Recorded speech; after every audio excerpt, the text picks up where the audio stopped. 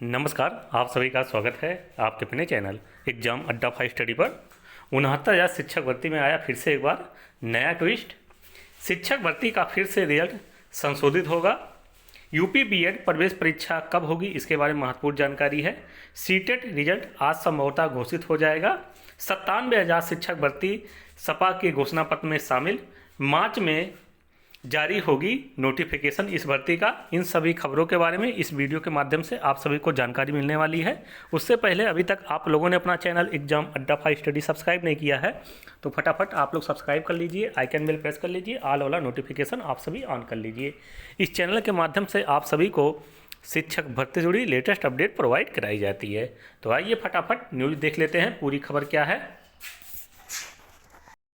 APS के 270 पदों पर मार्च में भर्ती की तैयारी। उत्तर प्रदेश लोक सेवा आयोग मार्च में अपर निजी सचिव एपीएस भर्ती का विज्ञापन जारी करने की तैयारी कर रहा है। शुक्रवार को आयोग में विज्ञापन देने पहुंचे अभ्यर्थियों को यह आश्वासन दिया गया कि दीपक कुशवाहा एवं उमेश पांडे ने बताया कि आयोग के अनुसचिव ने शुक्रवार को उन्हें जानकारी दी कि एपीएस के 270 पदों का अध्याचन मिल चुका है। शासन से भर्ती नियमावली संशोधित होकर 15 से 20 दिनों में मिल जाएगा। इसके बाद विज्ञापन जारी कर दिया जाएगा। आयोग ने 2017-18 के कैलेंडर में एपीएस को शामिल किया था, लेकिन विज्ञापन नहीं निकाला गया। नई भर्ती में ओवर एज अभ्यर्थियों को मौका देने की मांग कर रहे हैं और मौका मिलना भी चाहिए। जब एग्जाम कंडक्ट नहीं हुआ और 2 साल आपके कोरोना पीरियड में अभ्यर्थी ओवर एज हो चुके, तो ऐसे अभ्यर्थियों को मौका मिलना चाहिए। यूपी बीएड प्रवेश प्रक्रिया शुरू करने में देरी। राज्य विश्वविद्यालय एवं संबद्ध महाविद्यालय में 2 वर्षीय बीएड पाठ्यक्रम में प्रवेश के लिए प्रतिवर्ष होने वाली संयुक्त बीएड प्रवेश परीक्षा का कार्यक्रम जारी होने में देरी हो रही है। वर्ष 2022 की प्रवेश परीक्षा के लिए अभी तक उस विश्वविद्यालय का नाम नामित नहीं हो सका जिसे यह जिम्मेदारी दी जाएगी। पिछले कई वर्षों से प्रवेश परीक्षा का आयोजन जिम्मेदारी एलयू लखनऊ विश्वविद्यालय को दी जा रही है। एलयू ने पिछले वर्ष 18 फरवरी से आवेदन की प्रक्रिया शुरू कर दी थी। प्रवेश परीक्षा में लगभग 5.5 लाख अभ्यर्थियों ने हिस्सा लिया था। इस वर्ष अभी प्रवेश परीक्षा के संबंधित कार्यक्रम तक जारी नहीं हुए हैं। तो इस बार जो बीएड की प्रवेश परीक्षा का कार्यक्रम कैलेंडर जारी होगा वो मार्च में 10 मार्च के आसपास जारी कर दिया जाएगा। तो आप लोगों को घबराने की ज़रूरत नहीं है।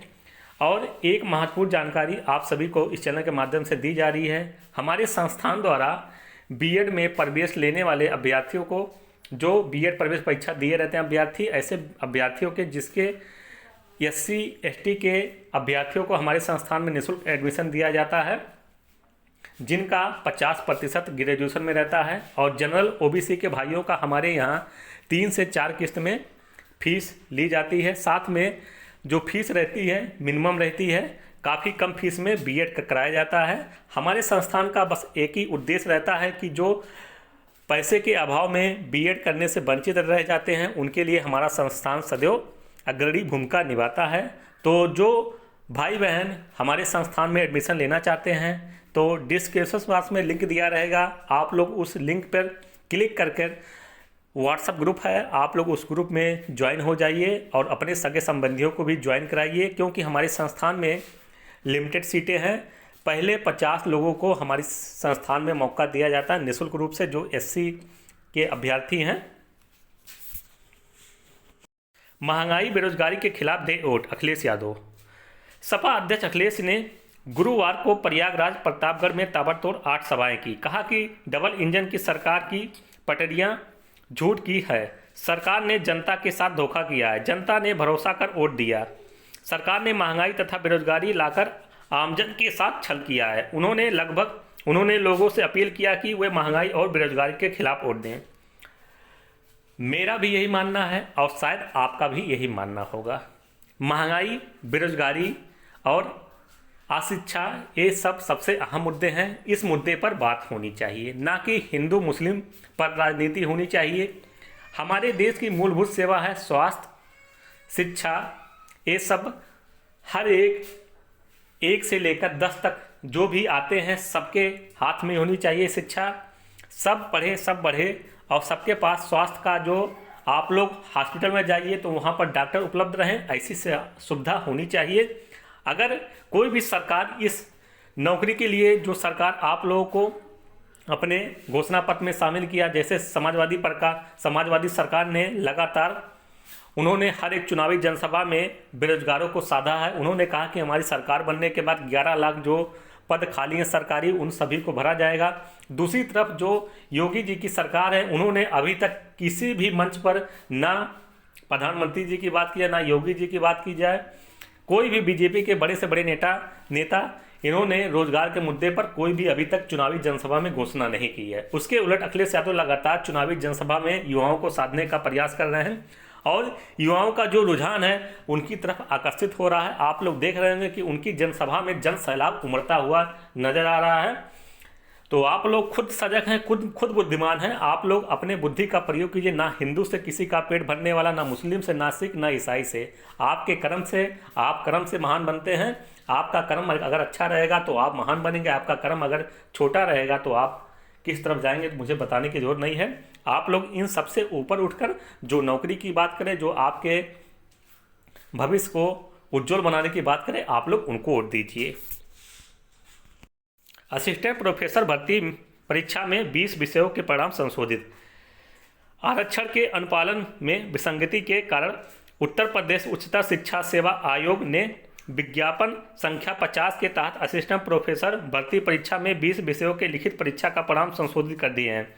कुछ विषयों में सफल होने वाले अभ्यर्थियों की संख्या घटी है, कुछ में बढ़ी है और कुछ विषयों में संशोधन के बाद भी संख्या में परिवर्तन नहीं हुआ है। आयोग ने जिन विषयों का परिणाम संशोधित किए हैं उनमें संगीत गायन भी शामिल है, जिसका इंटरव्यू 16 मार्च को प्रस्तावित था। आयोग ने अब संगीत गायन का इंटरव्यू स्थगित कर दिया है, जिसकी तिथि बाद में घोषित होगी, जबकि हिंदी विषय का साक्षात्कार पूर्व निर्धारित कार्यक्रम के अनुसार 9 मार्च को होगा।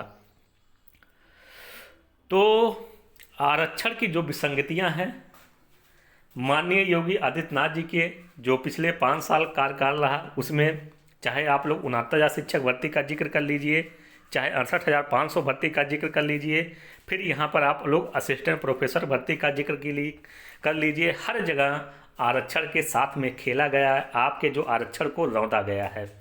जो ओबीसी वाले अभ्यर्थी हैं, एससी वाले अभ्यर्थी हैं, उनके आरक्षण पर बुलडोजर चलाया गया है। जैसा माननीय योगी आदित्यनाथ जी कहते हैं कि हमारी सरकार आने के बाद बुलडोजर चलेगी, वैसे ही आरक्षण पे इन्होंने बुलडोजर चलाने का ही काम किया है। जैसा आप सभी जानते हैं 69,000 शिक्षक भर्ती जो अभी भी गतिमान है, 6800 की जो लिस्ट आई है उसके बाद उन अभ्यर्थियों को नियुक्ति पत्र नहीं दिया गया। सरकार ने खुद अपनी गलती मानी कि हाँ आरक्षण में विसंगतियाँ हुई, आरक्षण के साथ में मैंने चोरी किया है, फिर मैं आपको 6800 सीट लौटा रहा हूँ चोरी करने के बाद। फिर ये हाल है आपके उत्तर प्रदेश का। तो अगर आप लोग चाहते हैं कि आपका आरक्षण बचा रहे, अगर आपका भविष्य सिक्योर हो सके, आपकी आने वाली पीढ़ी आपसे कोई जवाब ना मांगे, तो आप लोग अपने जो बहुमूल्य वोट है, 4 चरण का चुनाव खत्म हो चुका है, अभी भी 3 चरण हैं, 3 चरण में आप लोग बढ़ चढ़ कर भाग लीजिए और अपने सगे संबंधी, अपने गांव, अपने शहर को आप लोग उनको जगाइए कि आपके उत्तर प्रदेश पिछले 5 साल में क्या हुआ, आरक्षण के साथ में किस तरीके से खेला गया, किस तरीके से उसकी जितनी संख्या होनी चाहिए वो संख्या नहीं दिया गया शिक्षक भर्ती में। तो आप लोग समझदार हैं, आप लोग बताने की ज़रूरत नहीं है। तो 69,000 शिक्षक भर्ती में यह है कि कोर्ट का जो कल नहीं आपके परसों वाला जो मैटर था उसको टैग कर दिया गया है, जो 13,050 वाले में। तो आप लोगों को घबराने की ज़रूरत नहीं है। आप लोगों को जो अगली सुनवाई होगी उस सुनवाई में दूध का दूध पानी का पानी हो जाएगा, यानी 22 मार्च को। जो भी याचिकाएं हैं 22 मार्च को टैग कर दी गई। सभी याचिकाओं को जज साहब ने स्पष्ट कर दिया कि सभी को एक साथ टैग करते हो, सबकी सुनवाई एक साथ 22 मार्च को होगी। तो आप लोग घबराने की ज़रूरत नहीं है। अब बात करते हैं आप सभी के सीटेट रिजल्ट के बारे में। तो जो सीटेट का रिजल्ट है आज संभवतः शाम तक घोषित हो जाएगा, क्योंकि सीटेट का रिजल्ट 15 फरवरी को आना था, लेकिन 15 फरवरी को घोषित नहीं हुआ। तो आप लोग, क्योंकि इसके तमाम खामियां थी, इसी वजह से नए टेक्निकल प्रॉब्लम थे ऑनलाइन एग्जाम होने की वजह से। तो ये थी महत्वपूर्ण जानकारी। ऐसे जानकारी के साथ चैनल के साथ जुड़िए। इस वीडियो को लाइक और शेयर जरूर कर दीजिए।